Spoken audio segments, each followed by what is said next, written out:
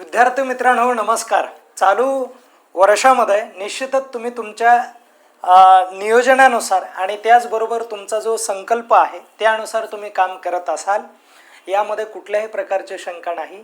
आणि आपण आपल्या या चालू घडामोडीच्या सेशनमध्ये आजच्या दिवशी जे महत्त्वाचं कंटेंट आहे ते तुमच्यासमोर मी प्रस्तुत करणार आहे आणि त्यासाठी सर्वांनी व्यवस्थित लक्ष द्यायचं आहे।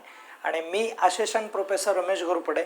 विद्यार्थी मित्रांनो, आपल्या शौर्य करिअर अकॅडमी या यूट्यूब चॅनलवरती किंवा या आमच्या ऑनलाईन प्लॅटफॉर्मवरून तुमच्यासाठी महत्त्वाचं जे काही कंटेंट आहे ते उपलब्ध करून देण्याचा आम्ही दररोज प्रयत्न करत असतो। चालू घडामोडीचे सेशन्स आपले रोज अपडेटमध्ये येत असतात, त्यासाठी सर्वांनी व्यवस्थित बघा। त्यासाठी आपला एक पहिला प्रश्न आहे विद्यार्थी मित्रांनो, चला तो प्रश्न आपण व्यवस्थित समजून घेऊ। काय म्हटलंय बघा, भारतीय वायुदलाच्या उपप्रमुखपदी या पदावरती नवनियुक्ती कोणाची करण्यात आलेली आहे ते तुम्हाला सांगायचं आहे। म्हणून प्रश्न खूप चांगला बनवलेला आहे। भारतीय वायुदलाच्या उपप्रमुख पदावर नवनियुक्ती कोणाची करण्यात आली आहे ते सांगायचं आहे आणि त्याचं करेक्ट उत्तर काय असणार आहे तर नागेश कुमार असणार आहे। हे लक्षात राहू द्या विद्यार्थी मित्रांनो।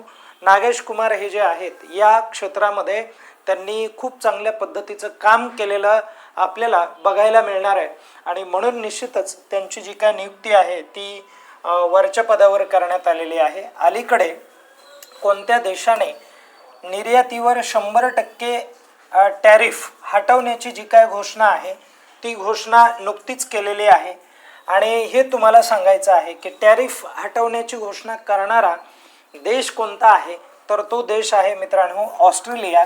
ऑस्ट्रेलियाने आपल्यावरती जो काय टॅरिफ आहे म्हणजे आपल्या वस्तूंवरती तर तो कमी करण्याचा प्रयत्न केलेला आहे आणि 100% कमी करण्याचा प्रयत्न केल्यामुळे या दोन्ही देशामध्ये जे काय व्यापारी संबंध आहेत हे प्रचंड वाढणार आहेत आणि अमेरिकेने आपल्यावरती टॅरिफ जो आहे तो 50% लावलेला आहे। हे पण तुम्हाला कायम लक्षात ठेवावं लागेल, कारण परीक्षेच्या दृष्टीने हा मुद्दा आंतरराष्ट्रीय पातळीवर जरी असेल तरीही एक महत्त्वपूर्ण देशांच्या उद्देशाने आपल्याला ते काय करावं लागतं, लक्षामध्ये ठेवावं लागतं। पुढचा प्रश्न काय आहे मित्रांनो, बघा कोणत्या राज्याने कुशावती या तिसऱ्या जिल्ह्याची निर्मितीत शिक्कामोर्तब केले आहे किंवा तिसरा जिल्हा निर्माण केला आहे, बस कोणत्या राज्याने तर ही जे याचं करेक्ट उत्तर काय असणार आहे, गोवा असणार आहे। गोवा या राज्याने नुकताच तिसरा जो जिल्हा आहे तो तयार करण्याची जी काय घोषणा आहे ती घोषणा त्यांनी केलेली आहे आणि ज्या जिल्ह्याचं नाव काय आहे तर कुशावती हा तिसरा जिल्हा आहे। आणि म्हणून तुम्हाला अगोदरचे 2 जिल्हे माहिती पाहिजेत।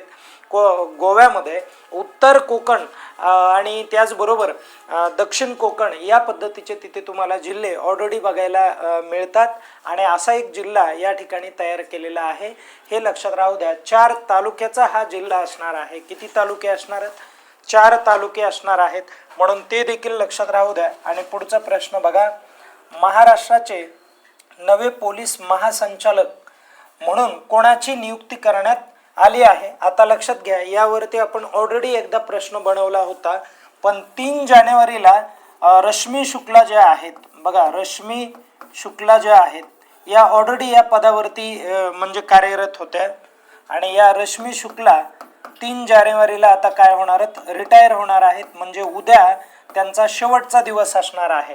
आणि ही जी जागा आहे किंवा या पदावरती आता कोण विराजमान होणार आहे, सदानंद दाते हे काय होणार आहेत, विराजमान होणार आहेत।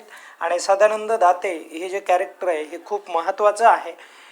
या पदाधिकाऱ्यांनी काय केलेलं आहे तर 26 अकराचा जो काय हल्ला आहे त्याच्यामध्ये यशस्वी कामगिरी केलेली आहे आणि महासंचालक पदावरती आत्ता ते विराजमान झालेले आहेत। महासंचालक या पदावर बसणारी जी काय व्यक्ती असते ते महाराष्ट्र पोलीस खातं जे आहे त्याला नियंत्रित करण्याचं काम करत असतात आणि एकंदरीत महाराष्ट्रामध्ये शांतता प्रस्थापित कशी होईल याचं एकंदरीत नियोजन जे आहे हे या पदाकडे असतं आणि दहशतवादी कारवाया झाल्या नाहीत पाहिजे याच्यावरती विशेष उपाय करणारं हे पद आहे आणि म्हणून या पदावरती व्यक्ती पण चांगली असायला हवी। आता ओडिशा हे जे राज्य आहे, ओडिशाच्या किनाऱ्यावर कोणत्या क्षेपणास्त्राची यशस्वी चाचणी घेण्यात आलेली आहे ते सांगायचं आहे आणि त्याचं करेक्ट उत्तर काय आहे तर प्रलय हे क्षेपणास्त्र आहे आणि हे जे क्षेपणास्त्र आहे हे बॅलिस्टिक मेथडचं आहे हे लक्षात राहू द्या बघा. ओके, आणि या क्षेपणास्त्राची जी काय चाचणी आहे ती कुणी घेतली तर DRDOने घेतलेली आहे हे देखील लक्षात राहू द्या. DRDO ही खूप महत्त्वाची संस्था आहे. या संस्थेची स्थापना कधीची हे मला कमेंट करून सांगा. पुढे जाऊयात आपण. नंतर बघा लाईट स्टाईल बाय PNG. आता ही एक संस्था आहे आणि कशाची आहे तर ज्वेलरीच्या संदर्भामध्ये आहे. फाईन ज्वेलरी ब्रँडने कोणाला ब्रँड ॲम्बॅसेडर म्हणून नियुक्त केले आहे असं त्यांनी सांगितलेलं आहे. तर याचा ब्रँड ॲम्बॅसेडर सारा तेंडुलकर असणार आहे मित्रांनो, हे लक्षात राहू द्या. आता त्यानंतर पुढे बघा काय म्हटलंय, केंद्र सरकारच्या अधिकृत घोषणेनुसार भारत जगात कितव्या क्रमांकाची अर्थव्यवस्था बनला आहे तर 4थ्या क्रमांकाची अर्थव्यवस्था बनला आहे, म्हणून हे देखील लक्षात राहू द्या. आता हा करंटचा इश्यू आहे आणि तुम्हाला हे माहिती पाहिजे आहे की मग पहिल्या क्रमांकावरती कोण आहे तर पहिल्या क्रमांकावरती USA आहे, अमेरिका आहे आणि त्यानंतर दुसऱ्या क्रमांकावरती चायना आहे. दुसऱ्या क्रमांकावरती कोणता देश आहे चायना आहे आणि तिसऱ्या क्रमांकावरती जर्मनी हा देश आहे.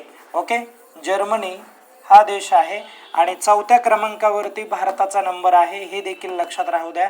ओके, आता असं म्हटलं जात आहे मित्रांनो की 2030 पर्यंत आपण जर्मनीला मागे टाकणार आहोत आणि जर्मनीला मागे टाकून आपण तिसरी जागतिक लेवलची जी काय अर्थव्यवस्था आहे इकॉनॉमी आहे ती बनणार आहोत. आणि लक्षात ठेवा 5व्या क्रमांकावरती कोण आहे तर 5व्या क्रमांकावरती जपान आहे.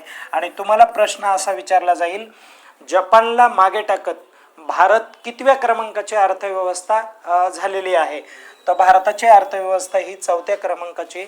जपानला आपण मागे टाकलंय मित्रांनो कारण जपानची जी काय GDP आहे ठीक आहे, जपानची GDP ही 4.186 ट्रिलियन एक डॉलरमध्ये आहे आणि आपली काय आहे तर 4.187 आहे हे लक्षात राहू द्या.